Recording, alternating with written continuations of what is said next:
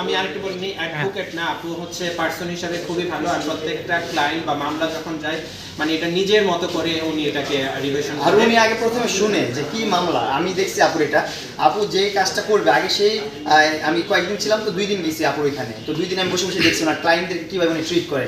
উনি আগে মামলাটা দেখে A to Z স্টাডি করে যে কী হলো, যে আমার কাছে আসলে সে কি সৎ নাকি খারাপ দিকে আছে। উনি যদি খারাপ দিকে থাকে তাহলে উনি মানা করে দেয় প্রথমেই যে না আমি লড়তে পারবো না, কারণ উনি হেরে যাওয়াটা পছন্দ করে না, উনি সবসময় জিতবে ইনশাআল্লাহ। আর আমি আপনাকে অনেক অনেক দোয়া করি। হ্যাঁ, জায়গাটা হচ্ছে সত্যের জায়গা, উনি সত্য পক্ষ নিয়ে কাজ করে। তাইলে আপনার লিজা আপার একটি মামুন ভাইয়ের একটি কথা মনে পড়ে গেল। আমরা ইন্ডিয়ান একটি সিরিয়াল দেখি যে যাকে বলে আদালত, হ্যাঁ, কেডি পাঠক।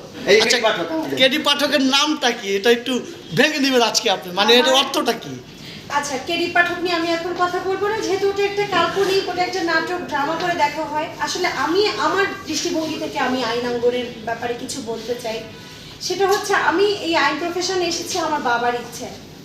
হ্যাঁ, বাবার ইচ্ছে পড়তে ভর্তি হয়েছি ভার্সিটিতে। তারপরে আমার হাজব্যান্ডও আইন অঙ্গনেরই একজন মানুষ। উনি আমাকে উৎসাহ দিয়ে দিয়ে অনার্স মাস্টার্স শেষ করালেন। আমি বার কাউন্সিলে এনরোল হলাম। ওনার অনেক উৎসাহ ছিল এবং আমার সবসময় মনে হয়েছে কি জানেন, আমি এটা দিয়ে রুটি রুজি চালাবো সেটা না, আমি মানুষের সেবা করব। কিছু মানুষকে যদি আমি একটু আইনি সেবা দিতে পারি, কিছু সাধারণ মানুষ আছে দেখবেন আইনি সেবা পায় না, অনেকে মনে করে যে টাকার জন্য আমি এই বিষয়ে আমি লড়বো, আমি তার চেয়ে মার খাইছি চুপ করে বসে থাকি, আমি মামলা করবো কিভাবে, আমার চুরি হয়েছে আমি চুপ করে বসে থাকি, কি করব, মামলা করতে গেলে তো আরও খরচ। আমার ফার্মে একটা একটা একটা সাইড আছে যেখানে আমি শুধুমাত্র দুস্থ অসহায় গরিবদের নিয়ে কাজ করি এবং আমি নারী শিশুদের নিয়েও আলাদাভাবে কাজ করি, যে যারা আসলে আইনি সেবা চায় কিন্তু মনে করে যে অনেক ফিনান্সিয়াল অনেক বেশি হয়ে যাবে, তারা বার্ডেন হয়ে যাবে, তখন আসে না।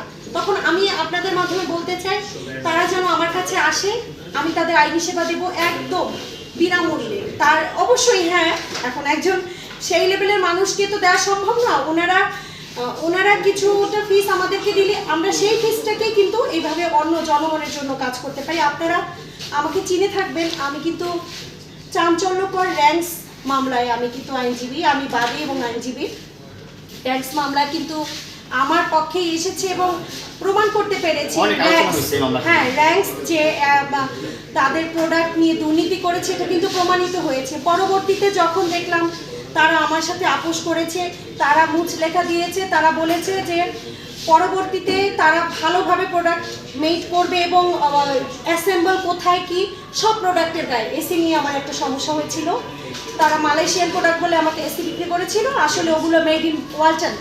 তো ওনারা বলেছে আমরা এখন থেকে অ্যাসেম্বল সব কিছু আমরা লিখে লিখে দিব, আর ভুয়া ইনফরমেশন দিয়ে মিথ্যা ইনফরমেশন দিয়ে আমরা রেসি বিক্রি করবো না, ওরকম একটা ব্যাপারেই মামলাটা হয়েছিল। তো সেই মামলায় কিন্তু আমার পক্ষেই তদন্ত রিপোর্ট এসেছে, তখন ওনারা যেহেতু ওনাদের ভুল স্বীকার করেছে তখন আমি মামলাটা তুলেও নিয়েছিলাম। ইদানিং যেটা দেখছি ওই মামলাটা নিয়ে আবারও একটু কি হচ্ছে, আমাকে বিভিন্ন মাধ্যম থেকে সিআইডি বিভিন্ন রাষ্ট্রে বলছি না, সেগুলো বিচারাধীন বিষয় তো ওগুলো নিয়ে বলছি না, বিভিন্ন বড় বড় জায়গা থেকে আমাকে নক দিচ্ছে যে আমি যেন ওই মামলার সম্পর্কে আবার বলি। জানি না কবে ওই বিষয়ে কথা বলতে হতে পারে আপনাদের সাথে, তবে আমি কিন্তু জনগণের স্বার্থে কাজ করি এবং আমি এভাবেই কাজ করে যেতে চাই। আমি যতদিন বাঁচবো কিছু ভালো কাজ করে নিয়ে যেতে চাই মানুষের জন্য, যাতে মানুষের কল্যাণ হয়। অসংখ্য ধন্যবাদ। আমি কোথায় বসি সেটা বলবো, হ্যাঁ ঠিকানা বলতে দেবে না? হ্যাঁ, আমি ঢাকা বার অ্যাসোসিয়েশন ভবনের 805 নম্বর রুমে বসি। আপনারা আমার কন্ট্যাক্ট নাম্বার হচ্ছে আচ্ছা না কন্ট্যাক্ট নাম্বার দিয়ে দেবো, আমি অ্যাডভোকেট কামরুন নাহার লিজা। 805 নম্বর রুমে আসলে বার অ্যাসোসিয়েশন ভবনে আমাকে খোঁজ করলে পাবেন। আর সবাই ভালো থাকবেন। মামুনের ফ্যান ফলোয়ার, মাসুদ ভাইয়ের ফ্যান ফলোয়ার সবার জন্য আমি বলবো যারা সৎ আছেন, যাদের নামে মামলা হয়েছে বা যারা মামলা নিয়ে লড়তে চান অবশ্যই লিজা আপুর সাথে কন্ট্যাক্ট করবেন। যারা সৎ আছেন, যারা বিপক্ষের উল্টাপাল্টা মানে ফেক মানুষ তারা কিন্তু কন্ট্যাক্ট করবেন, কারণ তাদের সাথে কাজ করে না, তাদেরকে উল্টা ফাঁসায় দেয় নিয়ে জানেন না ফাঁসিয়ে দিই না। বিজনেস সম্পর্কে বলো। আচ্ছা শেষ